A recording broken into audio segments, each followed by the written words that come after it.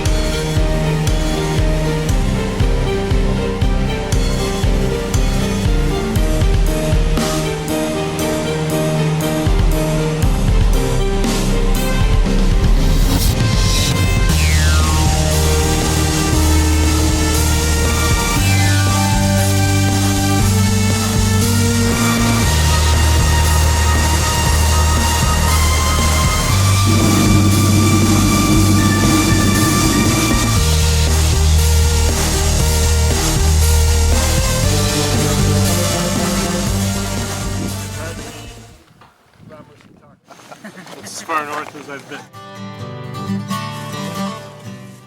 The only way you can fly in stuff like snowmobiles or four-wheelers is either by a plane or by barge. They wait for barge in the summertime. And you could see on my right there, that's the distant early warning line system that used to be run, the DO line. You could see all these all along the coast, right from Alaska to Nunavut. They were built with a lot of asbestos. And while a huge cleanup has been undertaken, mostly they just sit abandoned. Yeah, finger too, yeah. And really no trip to Tuk is complete without walking up the only hill for a view of the town. Though the hill technically is a pingo, formed when lakes drain into the permafrost, freeze, and then grow. In layman's terms, a giant frost heave.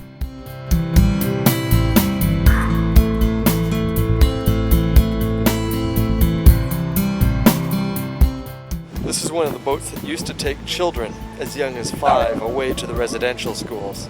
There's no doubt that religion has left its mark on the people in the area. But that's not necessarily a one-way street. I'm thinking that's a brand of Catholicism I'm not overly familiar with. The trailhead of the Trans-Canadian Trail in the year 2000, when apparently everything was supposed to go berserk. Yeah. And didn't.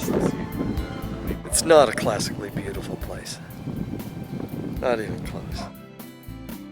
But you can't help but have the deepest respect for the people who live here. This is the end of Canada. So there's one final touristy task before we leave Tuktoyaktuk. So behind me, technically, is the Arctic Ocean.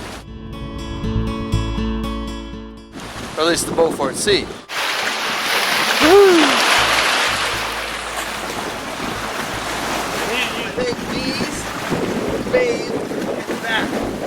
So one hopes the Arctic isn't too contaminated, given the amount of time my feet have been in my riding boots. So a little bit of drama and suspense. We're in Tuktoyaktuk, and we can hear our plane, but we don't know whether he'll be able to land because the fog has, over the course of the past 20 minutes, literally just rolled in. You can't even see the top of the pangos out there. On the flip side, how many people have had the opportunity to be stranded in Tuktoyaktuk because of fog? We heard the plane for a while, and we don't hear our plane anymore. See, I think we rent quads and become dangerously close to shooting, Charlie Bormans by any means. Did you look at how many lakes are out there? Well, he's turned back. He said he's going to try in about an hour and a half, but I don't know. I'll call a bed and breakfast, see if they have room, if you have to spend the night. Is that all right, or?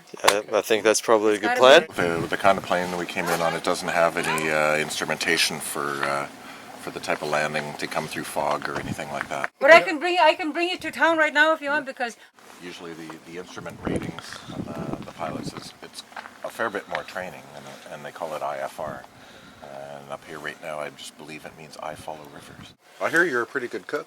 oh yeah, right now my son is cooking. We're just going to see what happens next, or we're going to crash our tour guide's house. Simple as that. For a little bit of beluga blubber. So I wonder if there's a martini bar in town. In reality, our only real option was to wait out the fog. Or get really creative. You're going to need a quad engine and all the duct tape you have. So, the plane has arrived. Our plane! See, when the pilot runs, we run too. Very rocky and rough. And don't be mistaken, there's a real sense of urgency here. Ceiling is now probably about 150, 200 feet. So it's good enough to take off, and we're on our way.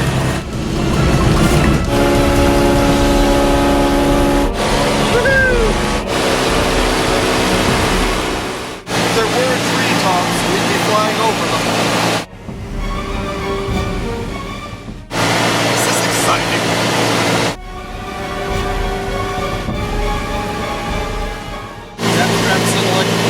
I know we'll be fine.